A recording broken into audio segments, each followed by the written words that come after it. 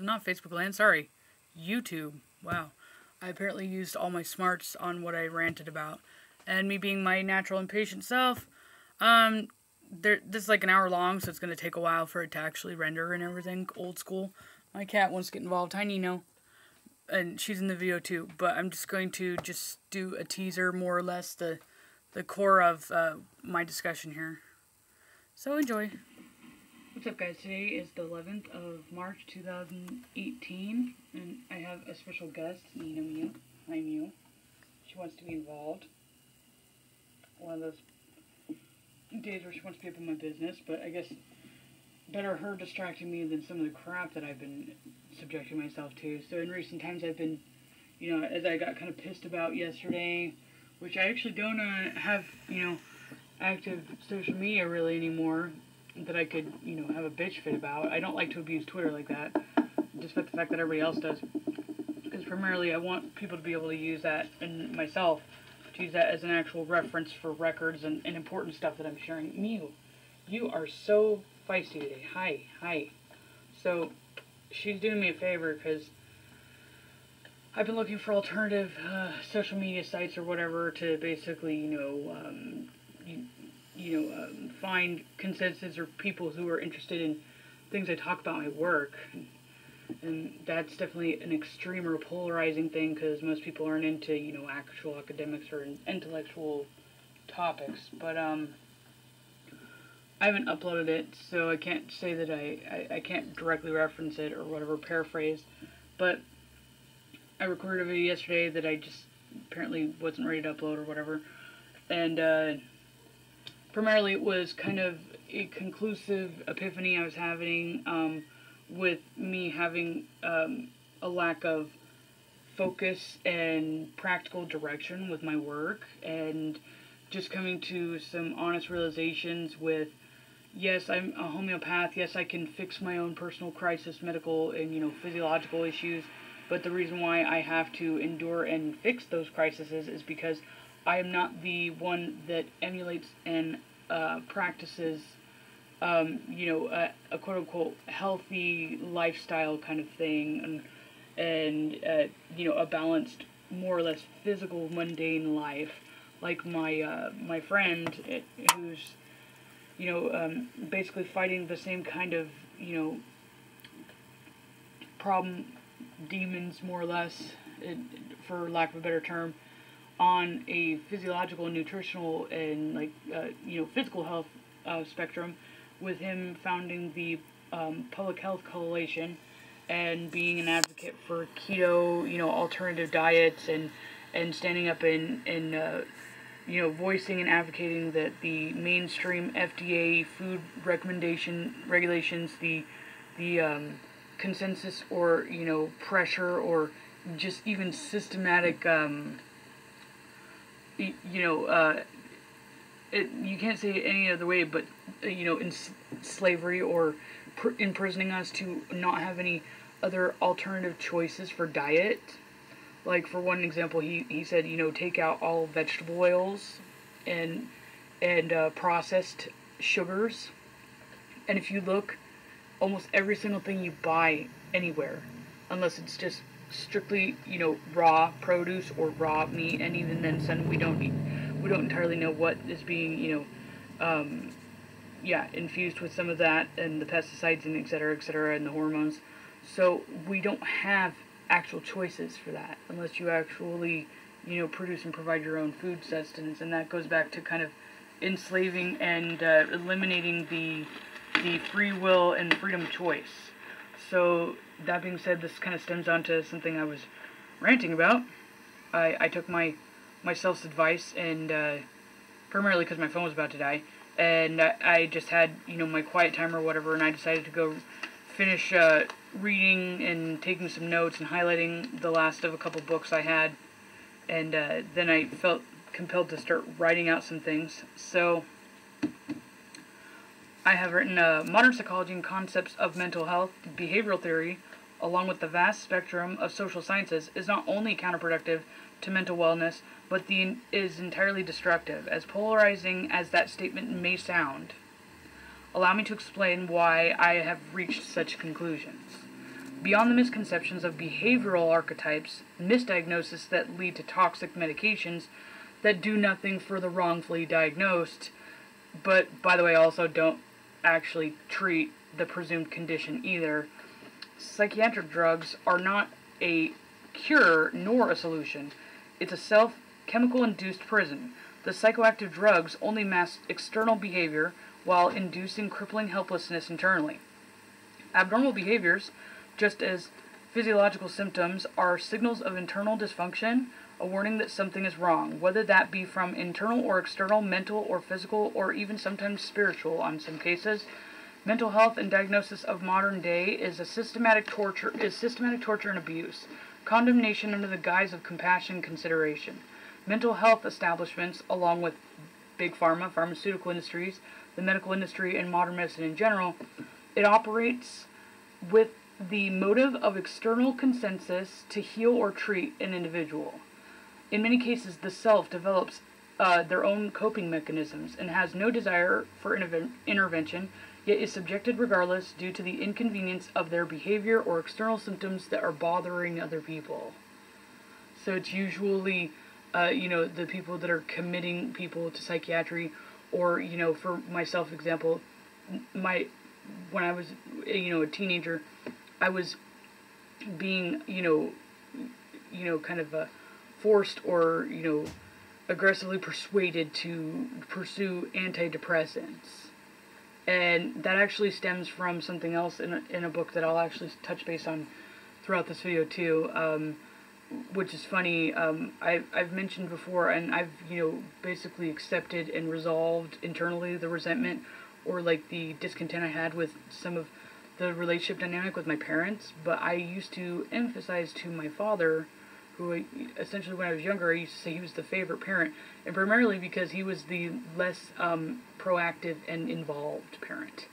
Because for some reason I preferred the notion of having an absent parent than having what my mother, quote unquote, was projecting her what she wanted me to be and what she thought I should be, and the particular things that bothered her.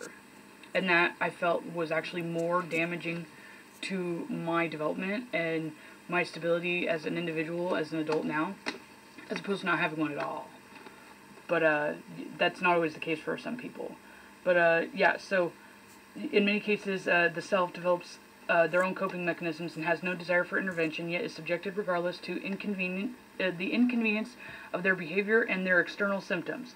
Disorders and disease can be summed up as dysfunction or distress interfering with the person's everyday life and productivity, not the discontent, annoyance, disapproval, or interference of their behavior or the symptoms therein to others' productivity or their lives.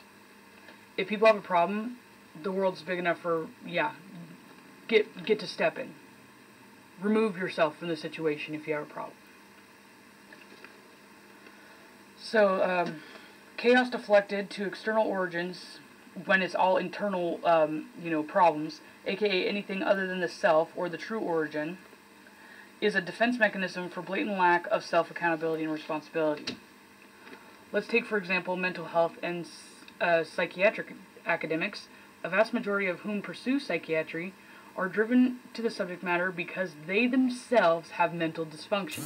I can also, vouch for that yes, primarily I was highly interested in it because I was aware that I was abnormal.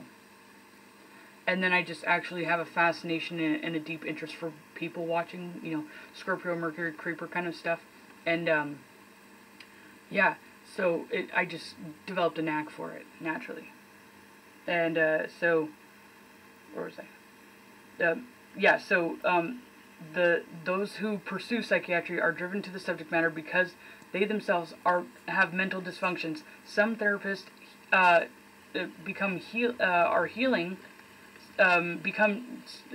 therapists, that are healing similar cases to plights of their own past struggles if they've gotten over it. But in reality, the majority, especially like people who work in social work and shit, use psychology in their expertise to perpetuate and continue the denial, never truly resolving their own inner demons and tainting those who are seeking to acknowledge and accept their own problems.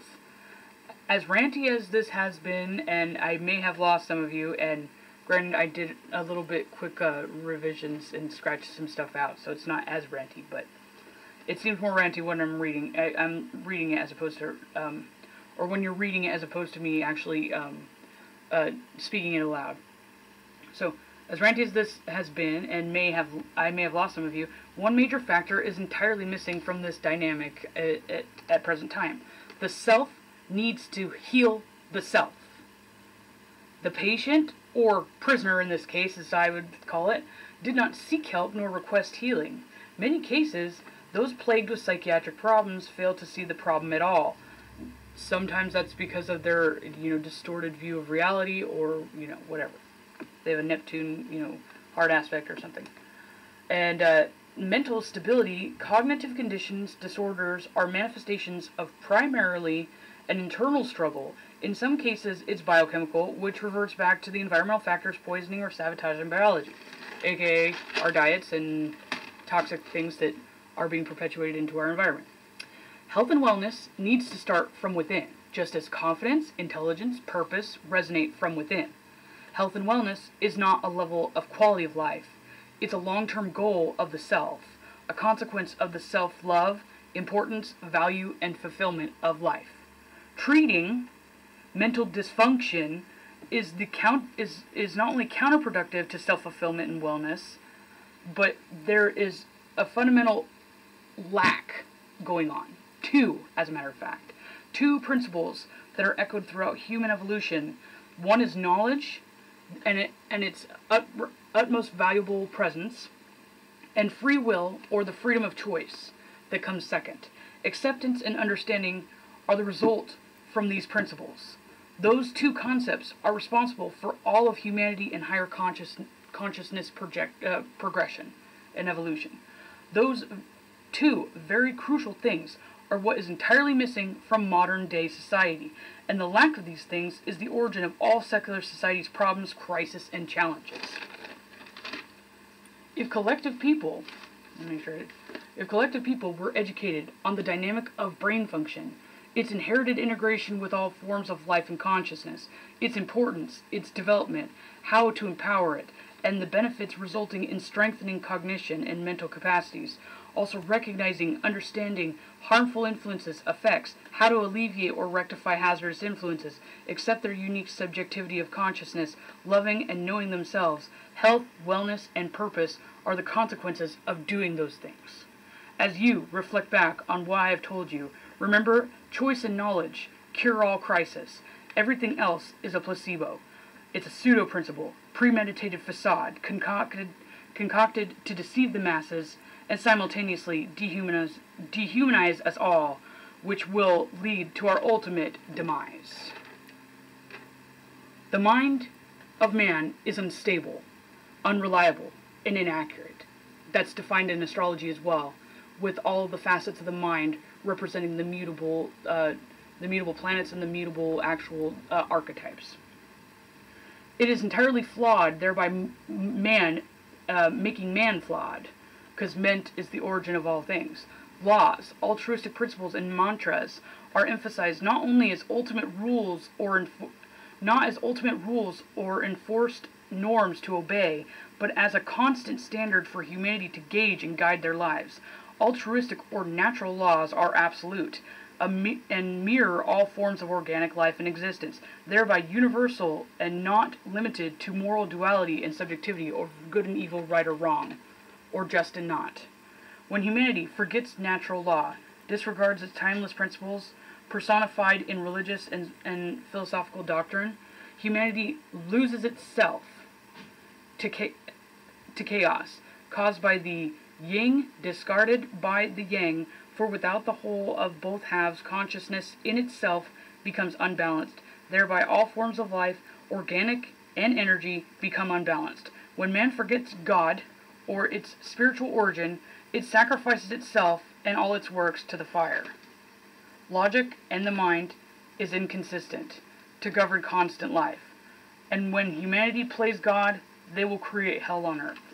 And that's, you know what's fascinating that I've learned over time?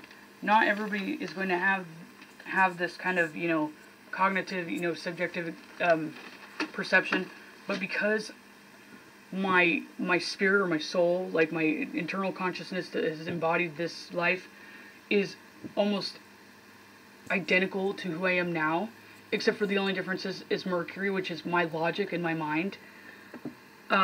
It's funny, when I was at younger ages and from the get-go, before I even understood things or whatever like that, or was introduced to some concepts or ideas or whatever, when the first time that I had been exposed to something, I already had a very, very stern, extreme opinion or conclusion of what it was. I know that that's ignorance in general, and that's kind of what I, you know, conditioned myself to look at it and treat it as, because most of the time, for most people, that insinuates that they're just having some sort of bias of some subliminal, external, you know, persuasive narrative to sway their perspective. But actually what that is because I have the same temperament, I have the same emotional complex, I have the same long-term memory, I have the same, like, as Mercury is supposed to be your cognition and you absorbing information, Jupiter is supposed to be the higher vibration or the result of that, so the wisdom or knowledge acquired, or the conclusive, wisdom acquired, more or less, is what, transcends from that. So I still have the remnants of the forgotten wisdom acquired, or the emotional because I have a water Mercury, and so the emotional attachments or the emotional stigmas that are somehow resonating with things that I used to know that I just can't remember. I can't basically retrieve into, you know, short-term memory and recollect it, quote unquote, because I have a different Mercury than my soul does. What's funny, as I reflect back at some things I was, like, avid against, or things that I was like, that's just not right, or that just doesn't make any sense. Nope, I don't care what anybody says. Everybody can prove thoroughly out that nope, I just can't. That specifically, as I go through, you know, the logical steps and researching things and actually, you know, basically debunking or whatever, or dissecting things and understanding the true origin of it, and uncovering the actual occult, you know, forbidden secrets or hidden knowledge that's being suppressed, that is directly either attributed to that or related to that. I've realized that in the end, when I actually, you know, reveal all the actual information in the context therein, I revert back to the same, like, you know, conclusions or gut feelings as I did originally, before I even knew what the things were, before I knew what the subjects were. And funny enough, like, despite my interest in psychology, despite, you know, me just having, you know, an inherited, you know, natural gift at it, I've always resented and had problems with this, like, psychology fields in general, with the whole essence of it, the doctors and everything. They just bothered me. Like, I've always, like, I'm just like, I can't trust you. Like, why should I listen to you? What the fuck do you know?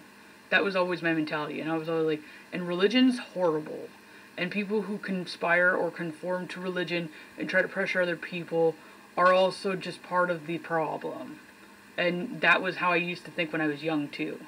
I remember my soul, specifically, who I thought was a paranormal entity in my house when I was young. The only thing that I remember being thoroughly reiterated to me is that I equated religion to suicide. I didn't know if that meant that religion led to suicide, or religion is suicide, or that religion is as bad as suicide, or it's like committing suicide. I'm not entirely sure. But they were one and the same. That's all I recall.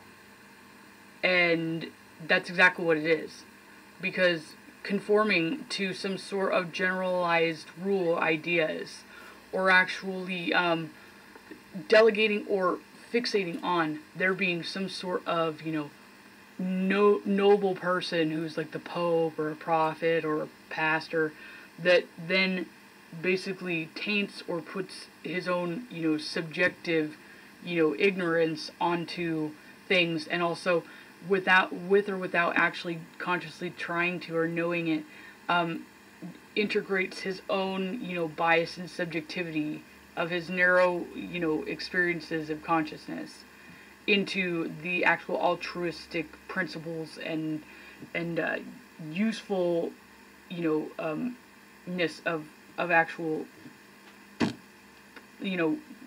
natural law principles, which are the core origin of all scriptures and religious dogma. The personifications were just to help people remember them. So it's like, please excuse my dear Aunt Sally. We don't sit there and actually go hunt down Sally to do a math equation. But that's how everybody treats religion today. People try to go hunt down and actually prove the actual existence of Sally or Jesus, when that wasn't the fucking point at all. And that stems back to my Neptune and Pisces rant about how the Neptune and Pisces ages of polarity, symptoms of that would manifest as people being fixated and only honing in or accepting or embracing physiological characteristics, evidence, or physiological validation, material validation. That altruistic meaning, internal validation, or philosophical, actual expanding concepts, that sort of thing, like the personifications that were happening back in ancient Greece of all these, mythologies and stuff like that. That's completely absent today, along with knowledge, along with choice. And I do think that the continuation of perpetuating, fixating on physical, actual material things is just a ploy to distract the masses more and more so. But,